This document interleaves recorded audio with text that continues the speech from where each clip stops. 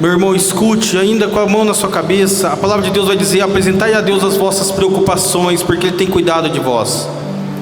A palavra de Deus muitas vezes ela não gera os frutos da nossa vida, porque ao ela ser pregada, nós estamos focados em outras coisas, talvez até pensando em problemas fora, externos daqui. Mas nesta noite, para que a palavra de Deus possa gerar frutos na sua vida, você tem que prestar atenção. Você tem que ouvir com os ouvidos, mas cair no seu coração. E para isso você precisa estar aqui, de corpo, mas também com a sua mente, com a sua alma. Então, com a mão na sua cabeça, eu convido você que ora no Espírito, solta a sua voz.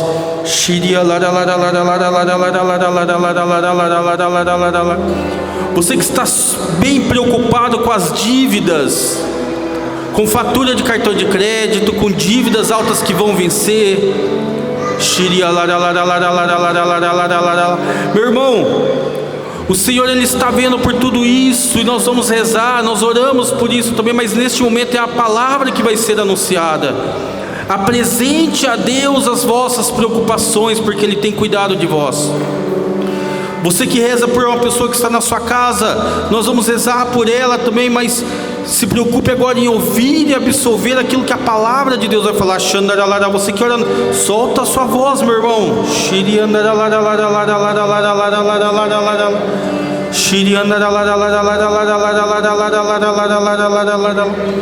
Você que sofre de ansiedade, depressão, síndrome do pânico e essas doenças emocionais do nosso século, agora em nome de Jesus, apresenta tudo isso. Jesus está aqui, minha irmã. Jesus está aqui.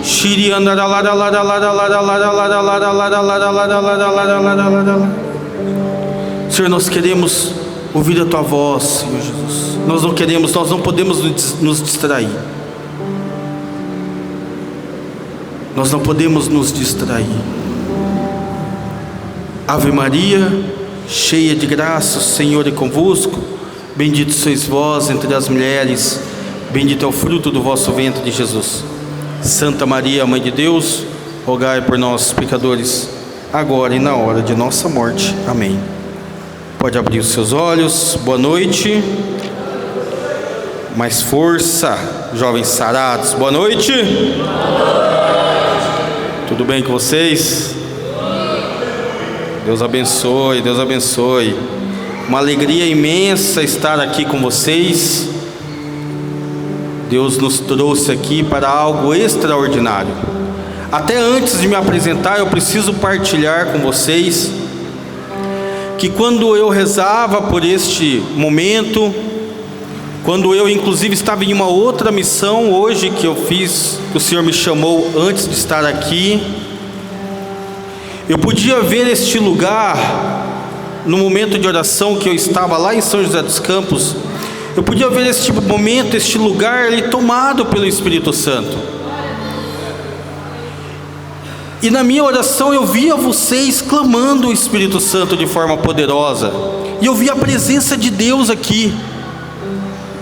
E aí quando eu cheguei, entre idas e vindas, entre algumas curvas, cheguei aqui, e eu pude entrar, eu já sentia a presença de Deus, vocês já estavam orando, e para mim aquilo foi confirmação de que esta noite, jovem sarado, é uma noite de confiança, é uma noite de temor a Deus, mas é uma noite principalmente do Espírito Santo.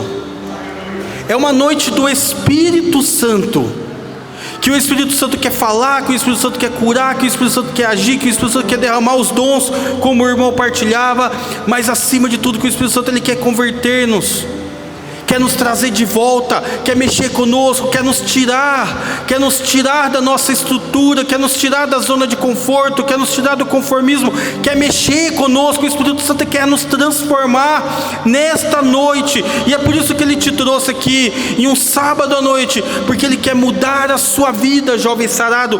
Mesmo você que já caminha, mesmo comigo, eu, Maico, que sou moderador do Cordeiro de Deus, o Senhor quer transformar a minha vida também, é por isso que Ele Ele me tirou de São José dos Campos para vir aqui, para falar comigo, para transformar a minha vida e para me batizar no Espírito Santo e para batizar você também no Espírito Santo e no fogo. Esta é a noite, amém?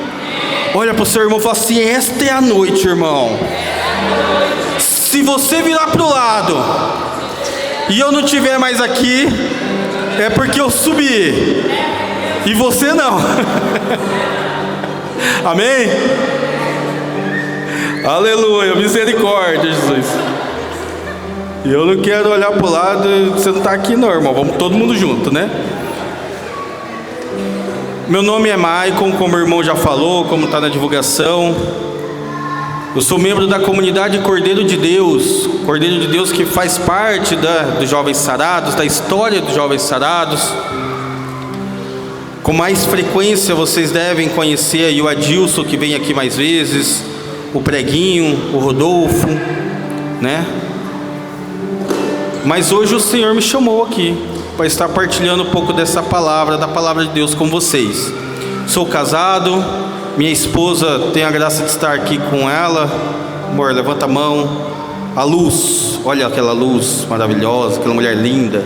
Minha filha está lá do lado dela. E eu tenho mais 2 filhos, que é a Catarina e o Theo.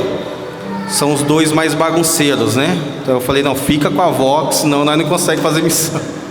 Cheguei aqui, as crianças tinham se trancado dentro do armário aí, em algum lugar. Eu falei, meu Deus, se meus 2 estivessem aqui, eles estariam trancados dentro do armário. Então eu deixei eles com a avó. Também trouxe um irmão de comunidade, que é o Felipe, que é o Filipão, que a gente conhece. Filipão, por causa dos 2 metros de altura que ele tem. Então ele veio ali para interceder por nós. Hoje nós, como eu falei, nós vamos nos envolver com este Espírito Santo. Nós nos deixaremos tocar por este Espírito Santo. Porque, meu irmão, quando nós vamos falar de humildade, quando nós vamos falar de temor do Senhor, quando nós vamos falar de humildade, nós vamos falar de dependência.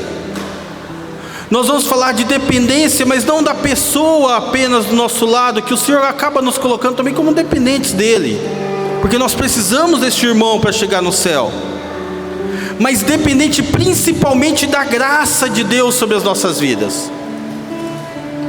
Quando o Senhor vem falar sobre humildade, o Senhor vem falar para nós que nós somos dependentes do batismo no Espírito Santo, porque toda boa vontade, meu irmão, toda motivação humana, ela não é suficiente para nos levar até o céu. É preciso que nós sejamos batizados no Espírito Santo todos os dias, porque senão nós não conseguimos.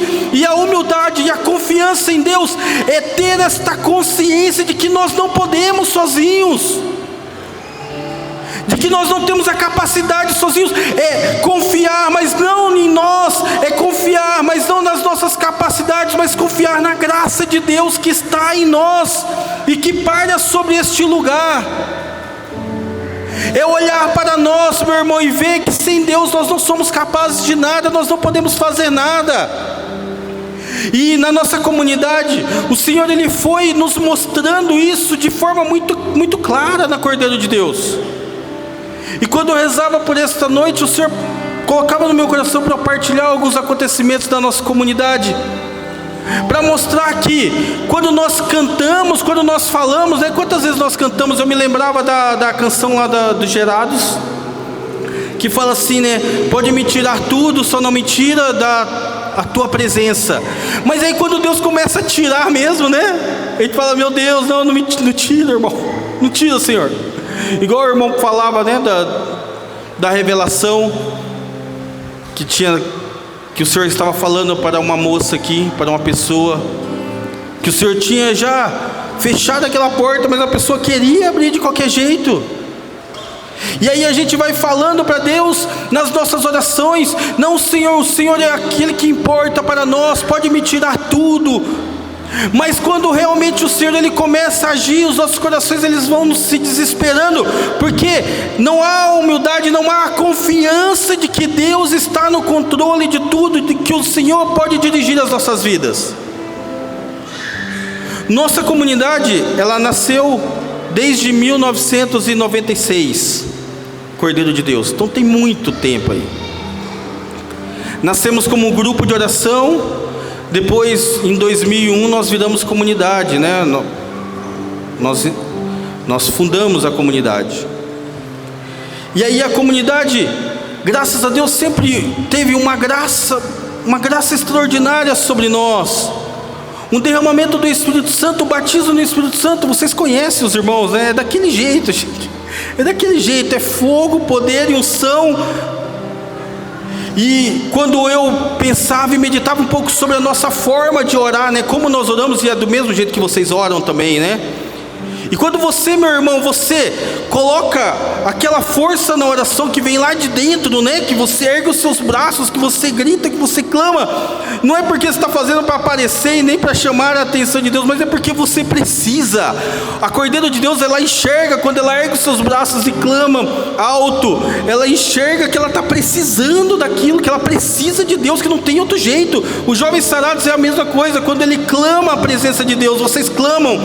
Não é porque vocês querem aparecer, não é porque vocês querem, é porque vocês olham para vocês, e quando vocês têm essa consciência, olham para vocês e veem como vocês são miseráveis e pecadores, vocês se veem independentes, que se essa graça não vier, eu não consigo. Se este fogo, se este poder, se esta unção não vir sobre mim, eu não sou capaz de conseguir levar 100, 200, 300 jovens em um Maranatá. Não é possível. E essa graça, ela age também sobre a comunidade. E o Senhor foi nos levando, foi levando a missões, foi levando a conhecer pessoas. E quando em 2018, mais ou menos, o nosso fundador, ele sai da comunidade por problemas emocionais, problemas de saúde, e o conselho se reúne lá para nós decidirmos como nós vamos andar em comunidade. E aí o Senhor me escolhe para estar à frente da comunidade. E meu irmão, o Senhor, ele vai escolhendo os piores, né? Os piores.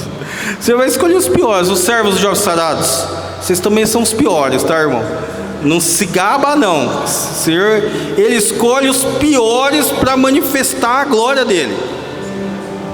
É como se Deus olhasse para o nosso meio. E tem uma frase que eu gosto muito de São Francisco de Assis, né? Que ele fala assim: não vendo ninguém pior, o Senhor me escolheu. Aí o Senhor me escolhe, porque ele fala: não, se eu escolher alguém melhorzinho, que vai achar que está conseguindo por causa dele, então deixa eu pegar o pior, né? O pior no meio de vocês, e o Senhor me chama. E naquele momento de grande tribulação, o que acontece? Vocês devem ter passado por alguns momentos assim. São pessoas que saem do grupo, são pessoas que muitas vezes saem falando mal do grupo, e o pior ainda estava para vir, né? 2019 vem a pandemia, né? Foi 2019, né? 2020, perdão. 2019 o fundador sai no final do ano, e em 2020, em março, né? Começa aí a pandemia. E nós tínhamos uma sede que nós construímos do zero, irmão, do zero. Desde 2001 nós construímos um galpão maior do que essa igreja aqui. Só que a nossa força ainda estava nas pessoas. E por último, a nossa força ainda estava em um galpão, em um salão. Até que o Senhor nos tira tudo, meu irmão. Então o Senhor nos tira fundador, o Senhor nos tira entre aspas, né? Não foi o Senhor que tirou, né? O Senhor permite, né? O Senhor permite que saia fundador. O Senhor permite que saiam pessoas talentosas, dons extraordinários da música, da palavra, de liderança. O Senhor permite que essas pessoas saiam. O Senhor permite, por fim, que a gente perca ali aquilo que era a nossa casa, aquilo que pessoas deram sangue. O Adilson, que vocês conhecem, doou um carro para construir a sede lá. As pessoas deram a vida ali. E aí nós perdemos. E nós perdemos por quê? Porque por conta da pandemia nós não podíamos realizar nada, né? Então não tinha como financiar, pagar o lugar.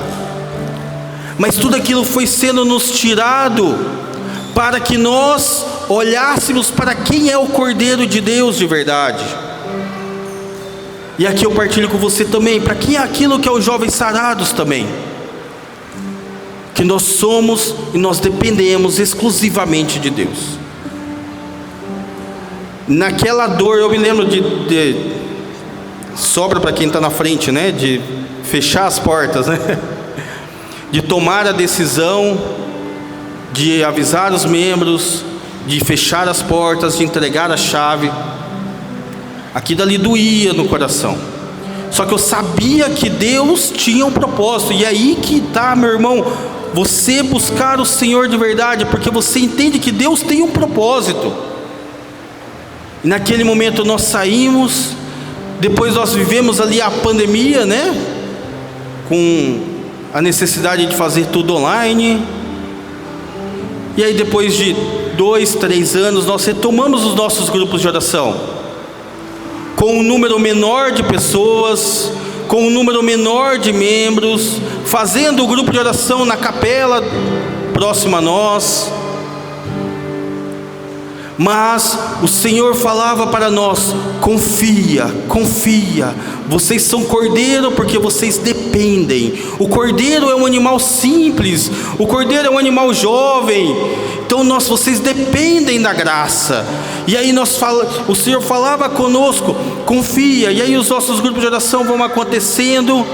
E aí a gente vai dando jeito, os músicos saíram, não vai dar jeito, acha músico aí no meio da comunidade. Os dons vão nascendo, né? Então o irmão Rodolfo, que não cantava, começa a cantar também. E aí leva lá os filhos dele, que eram crianças, alguns deles, e começa a fazer acontecer, meu irmão. E os grupos de oração começam a acontecer, as pessoas sendo tocadas, as missões voltam a acontecer, pessoas que saíram começam a voltar também, até que o Senhor, Ele nos dá uma graça, que é de comprar um terreno. Preste atenção, aqui eu estou falando de forma resumida, porque nós não temos tanto tempo, mas nós estamos falando de 2019, onde nós chegamos ao fundo do poço, meu irmão. Preste atenção, é que é difícil mensurar o sentimento, mas de algo que você construiu, que você viveu ali. A minha filha até hoje pergunta, a minha filha mais velha pergunta do galpão, porque às vezes a gente passa ali na frente, ela lembra vagamente Hoje, graças a Deus, já não dói mais, porque eu entendi realmente o propósito. Agora você imagina a dor, e aí você entregando tudo aquilo, porque o Senhor tinha um propósito, até que o Senhor vai lá e nos dá a graça. E a palavra para aquele ano era de que a glória da segunda casa será maior do que a glória da primeira. E o Senhor nos dá a graça de comprar um espaço. E o Senhor vai nos dar a graça de construir um lugar. E o Senhor vai nos dar a graça, e os músicos continuam, os pregadores continuam, e a comunidade continua, e a graça de Deus vai continuar acontecendo. E por que eu partilho tudo isso com você, meu irmão? Para que você entenda que sem Deus nós não conseguimos. O Senhor, Ele quer a nossa motivação, o Senhor quer a nossa inteligência, o Senhor quer as nossas mãos, mas somente elas não são suficientes para que o milagre aconteça. É preciso que tenha graça, é preciso que o mais importante é o Espírito Santo de Deus, o batismo no Espírito Santo. E para que a gente não fique apenas naquilo que eu estou falando, você que trouxe a Bíblia, pega lá em Atos dos Apóstolos capítulo 1. Atos dos Apóstolos capítulo 1, na página 1413.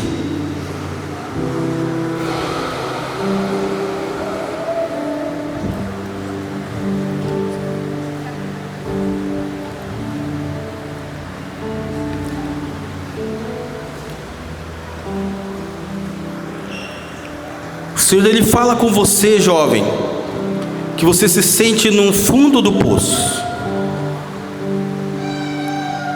Você se sente no fundo do poço.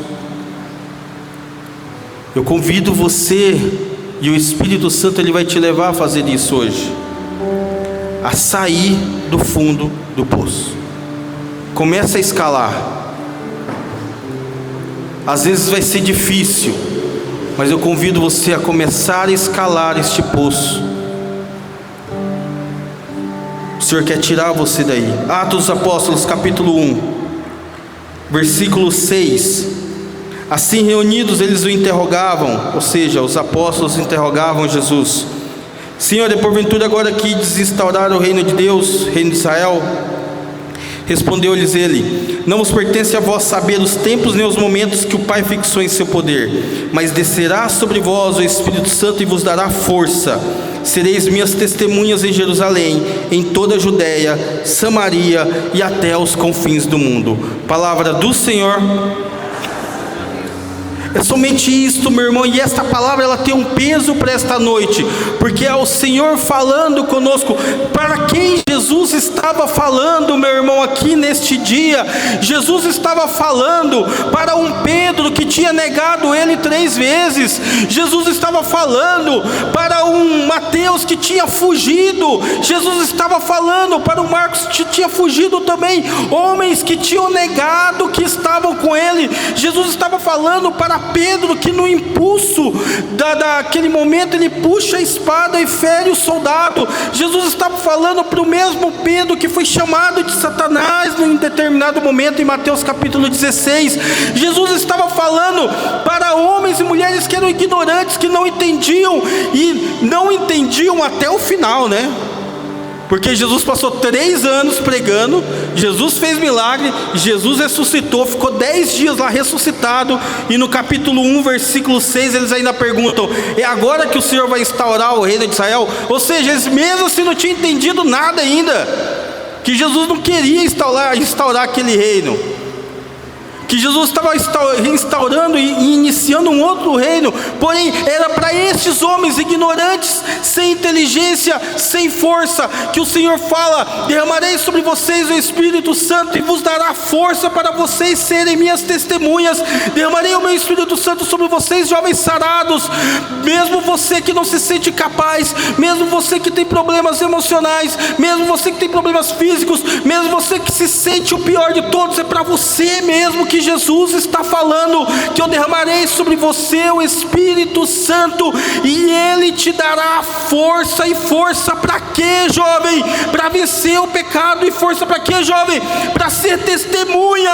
E a testemunha é aquele que vai até o fim, até a morte. E a testemunha é aquele que viu.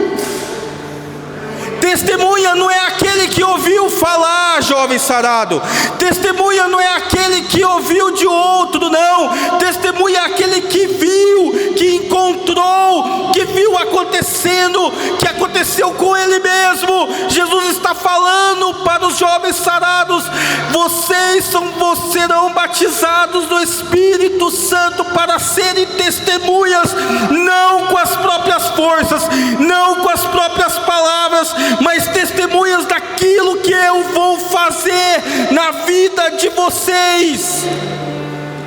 Testemunha daquilo que eu vou fazer na vida das pessoas da sua escola, da sua família. Testemunha dos milagres. Testemunhas daquele que sai do buraco. Você que está saindo do fundo do poço nesta noite, Jesus permitiu que você caísse lá para que você fosse testemunha de que Ele pode fazer o impossível. E você vai encontrar com pessoas que sofreram o mesmo que você. Você vai encontrar com pessoas que sofreram perdas que você sofreu. Sabe aquelas perdas que você acha que não vai conseguir superar? Eu falo de pessoas, eu falo de coisas, eu falo de relacionamentos, e você olha para aquilo e você fala: eu não vou conseguir suportar isso. E hoje você está aqui. Jesus deixou que tudo isso acontecesse para que você fosse testemunha de que Ele pode, que Ele vai realizar também na vida dos outros. E onde que aqueles apóstolos são chamados para serem testemunhas? Qual que é o primeiro lugar, meu irmão? Fala para mim, aí na Bíblia que você está lendo, qual que é o primeiro lugar? Onde?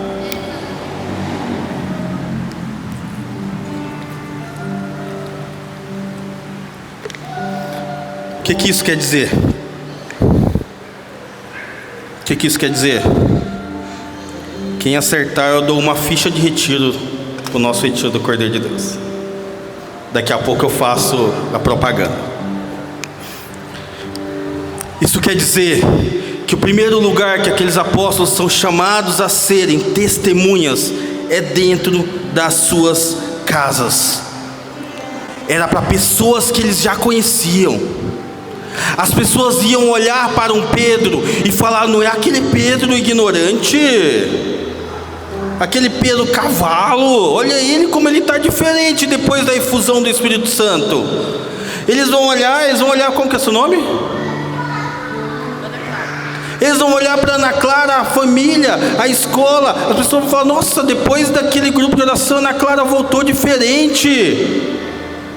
Ela já não briga mais, ela já não fala mais palavrão, ela já não xinga. O que aconteceu? E aí é o momento em que a Ana Clara, aí é o momento que você, meu irmão, testemunha aquilo que aconteceu.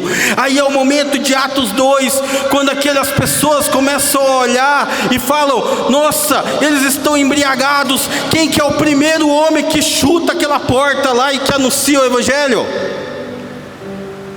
O Pedro fraco, o Pedro que negou Jesus, o Pedro que se escondeu, o Pedro covarde.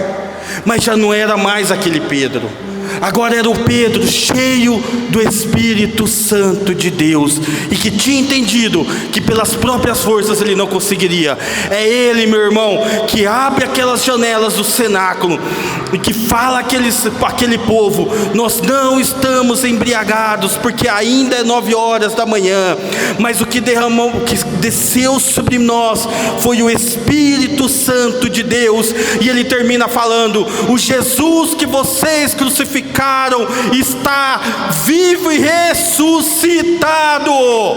É para isso, jovens sarados, que você está sendo batizado no Espírito Santo nesta noite, para testemunhar que Jesus está vivo e ressuscitado, e que você é dependente dele, e que você confia nele. E vão ter situações que você vai ser obrigado a confiar mesmo, meu irmão, minha irmã, mas você vai permanecer e você vai ser testemunha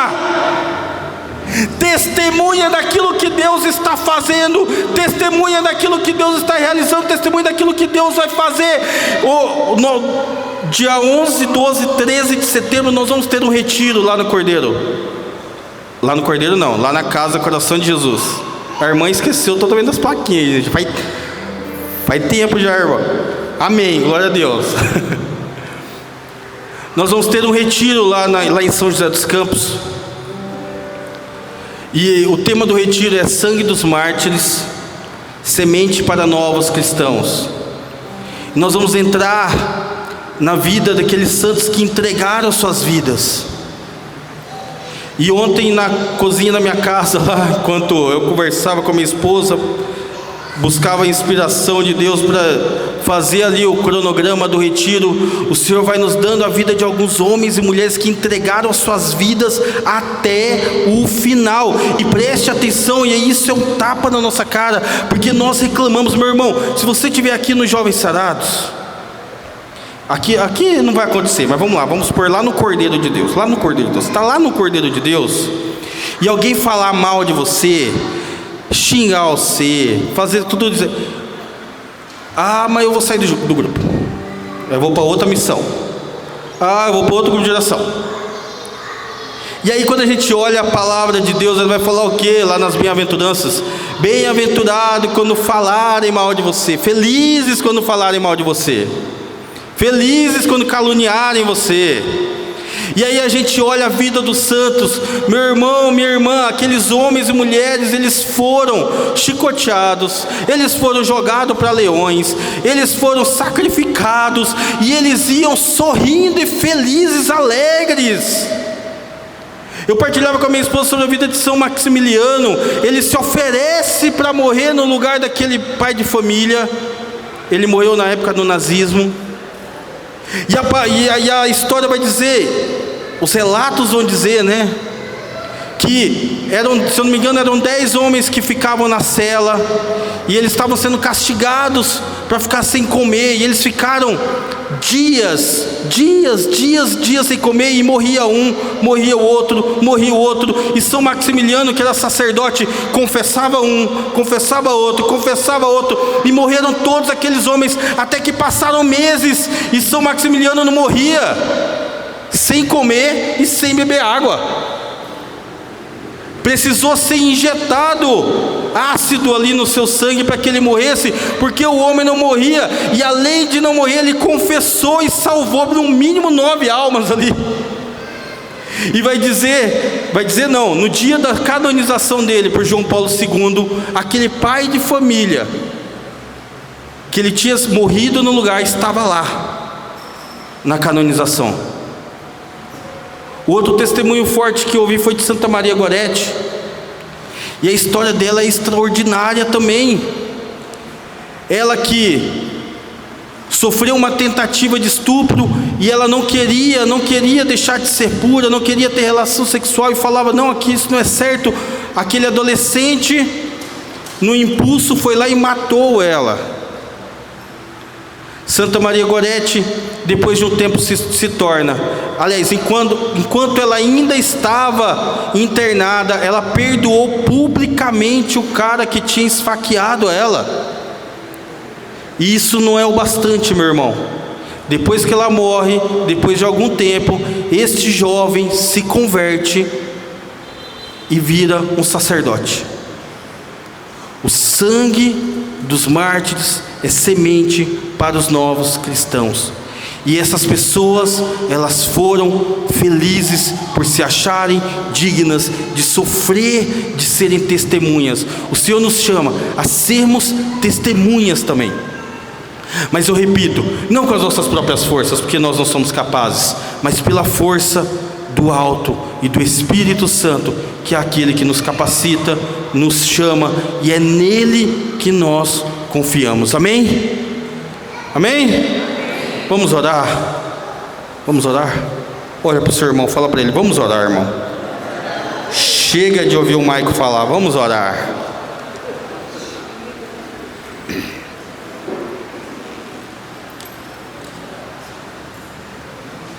Eu queria que eu sempre falo isso porque é importante.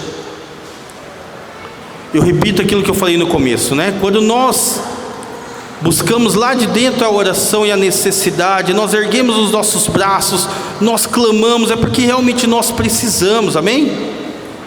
Então eu convido você, nós vamos entrar neste momento de oração, nós temos alguns minutos, nós vamos entrar em oração. Entra de verdade, meu irmão. Quando for para erguer os seus braços, ergue os seus braços de verdade. Quando for para cantar, canta de verdade, se entrega na presença de Deus nesta noite. Nós não sabemos se nós vamos ter outra, espero que tenhamos, mas a gente não sabe. Então entra na presença agora.